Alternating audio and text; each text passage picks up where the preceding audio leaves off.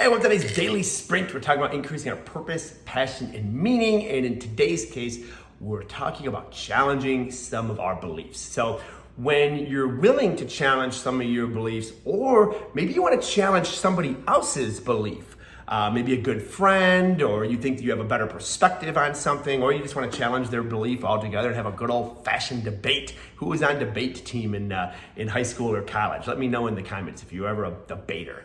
But anyway, so you're gonna want to watch for three types of people that typically come out when you are in a debate or when you're challenging or getting your beliefs challenged.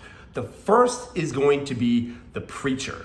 The preacher is typically when someone, maybe their sacred beliefs are challenged and they feel threatened and they just go off, not letting you get a word in edgewise with all of the facts and all of the figures and just preach. And you're like, but what about, and you can't get a word in edgewise. The second would be a prosecutor. So a prosecutor would find a flaw in your argument or a flaw in your belief and just run with it. It's good that they found a flaw. That's the whole point of the debate. But they're just hyper focusing on that flaw, prosecuting. Then you have the politician. The politician is going to really not listen to your end of the argument whatsoever. They're just going to go out and find a bunch of validating people that happen to agree with their point of view and their beliefs and say, well, I can't be wrong. All these other people here are agreeing with me, so we must be right, and therefore you are wrong. These are also called logical fallacies, is what we're talking about here as well.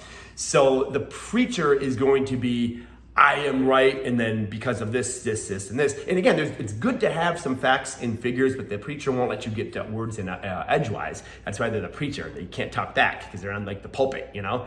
The prosecutor is only going to focus on where you're wrong.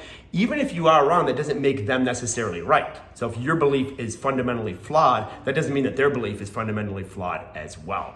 And then the politicking or the politician is just going to go and politic and look for people to validate. Now, here is the good thing is, I have obviously beliefs. Like I got a belief of a guy right here, and I really welcome because I look at arguments or any information that are against, say, one of my beliefs, in this case it's a religious belief, that helps me understand and actually builds my belief, because then I can take in all of the information, all the arguments that they have. I can go and I can research and get rebuttals against them, and it actually ends up building my beliefs. So embrace when people respectfully challenge your beliefs. And I would actually go a step further and say, are you asking people to challenge your beliefs? That's really how you're gonna prevent them from being stale and really bowstrung. Just like, how your muscles grow. You challenge them, right? You put more weight on the bar. They're not gonna grow if you take less weight off or if you just keep using the same weight. So think of your beliefs as your muscles. You wanna constantly be challenging them and leveling them up. Thanks for tuning in. Love to hear your thoughts in the comments.